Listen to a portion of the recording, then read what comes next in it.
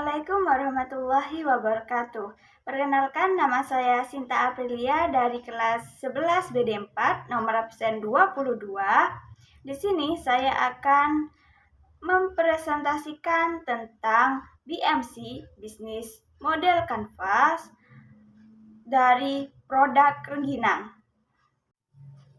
Bisnis Model Canvas atau BMC dari produk rengginang.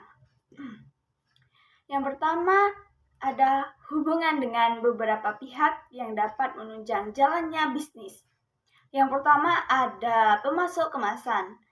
Pemasok kemasan artinya yaitu perusahaan atau individu yang menyediakan berbagai jenis kemasan untuk produk. Kemasan ini bisa meliputi berbagai material seperti kertas, plastik, kaca, logam, dan bahan lainnya yang digunakan untuk membungkus, melindungi, dan memasarkan produk. Poin kedua ada marketplace. Marketplace adalah platform online yang memfasilitasi transaksi antara penjual dan pembeli. Marketplace berfungsi sebagai perantara yang menyediakan tempat bagi berbagai penjual untuk menawarkan produk atau jasa mereka kepada konsumen.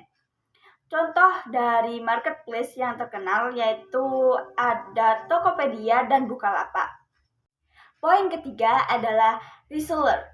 Reseller sendiri memiliki arti yaitu individu atau perusahaan yang membeli produk dari produsen, distributor, atau pemasok dengan tujuan untuk menjual kembali produk tersebut kepada konsumen akhir.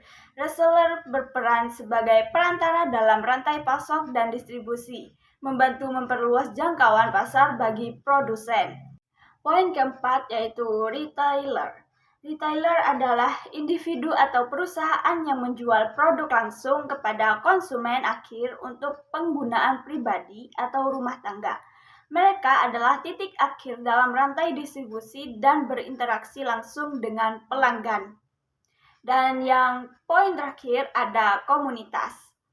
Jadi, hubungan dengan beberapa pihak yang dapat menunjang jalannya bisnis dari produk rengginang ini adalah terdapat pada poin ketiga, yaitu reseller. Karena saya membeli produk rengginang untuk dijual kembali kepada konsumen.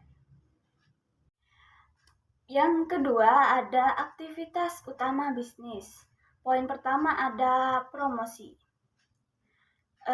Promosi ini bisa menggunakan promosi secara langsung face to face atau secara online seperti media sosial, Instagram, WA, TikTok, dan yang lainnya.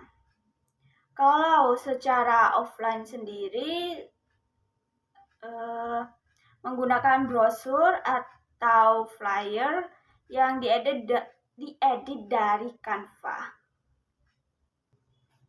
Poin kedua ada penelitian dan pengembangan produk.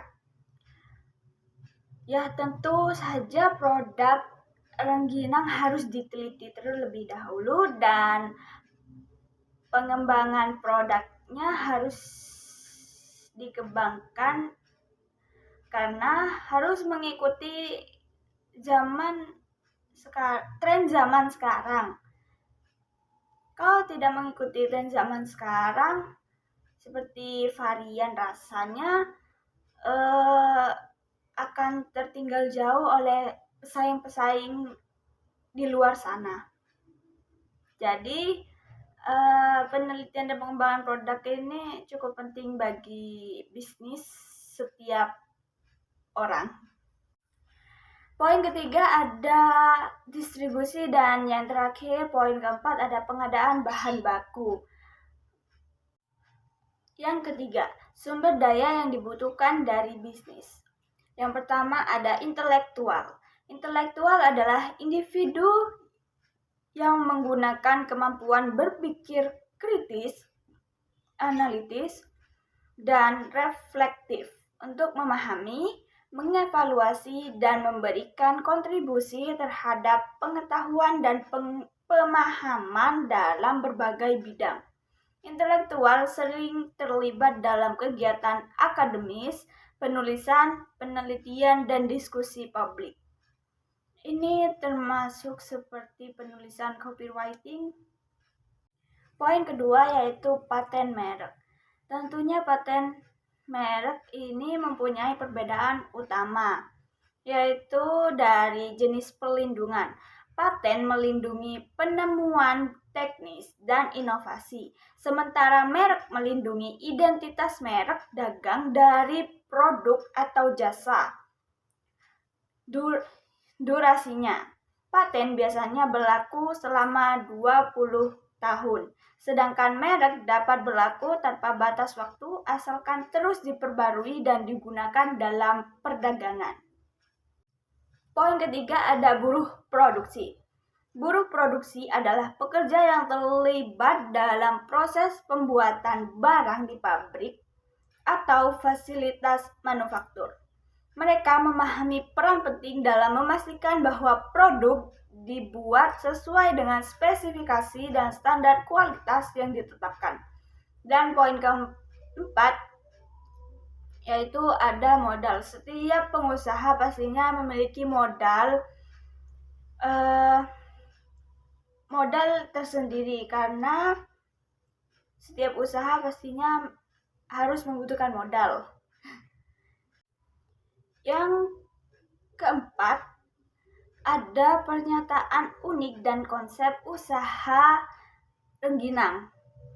Poin pertama yaitu rasanya yang gurih dan renyah, mengunggah selera. Poin kedua ada menyehatkan karena mengandung karbohidrat, kalori, kalsium, dan fosfat. Poin ketiga, meningkatkan radikal bebas. 4. Menjaga kesehatan tulang. Poin kelima, menyehatkan sistem pencernaan. Dan poin terakhir adalah membantu menurunkan berat badan. Customer relationship dari usaha rengginang, yaitu ada memberikan promosi, 2. Mempertahankan kualitas produk dengan tidak menambahkan pengawet dari bahan rengginang.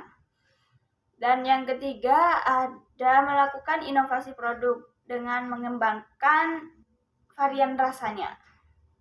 Channels dari usaha rengginang, yaitu ada mempromosikan secara offline dan di media sosial seperti WhatsApp, Instagram, TikTok, dan lain sebagainya untuk meningkatkan penjualan dan engagement pelanggan di era digital.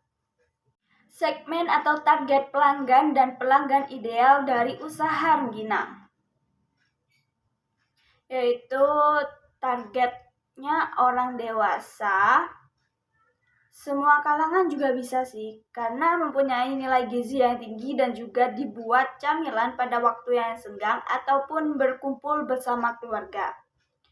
Pelanggan idealnya yaitu orang tua, karena suka mencari camilan yang rendah akan lemak dan kalori, serta menyehatkan, bisa dimakan setiap harinya, dimanapun dan kapanpun, dan praktis. Struktur biaya dari produk rengginang. Yang pertama, biaya bahan baku. Biaya bahan baku untuk keseluruhan bahan yang dibeli. Terus biaya transportasi untuk mengantarkan pesanan produk rengginang. Biaya penyediaan produk.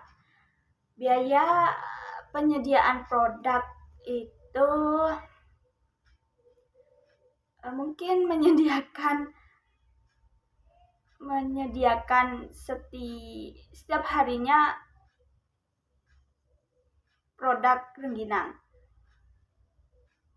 Terus biaya tenaga kerja. Biaya tenaga kerjanya itu mungkin karyawannya. Aliran pendapatan dari produk rengginang. Poin pertama, penjualan langsung kepada konsumen, yaitu face to face, secara langsung. Seperti secara bertemu tatap muka. Poin kedua, penjualan produk kepada konsumen dengan mendapatkan laba. 4. Ongkir yang didapat pada saat melakukan COD atau mengantarkan produk ke rumah pelanggan. Yang terakhir, penjualan secara online melalui platform e-commerce. Sekian dari presentasi saya, kurang lebihnya mohon maaf karena kesempurnaan hanya milik Tuhan Yang Maha Esa.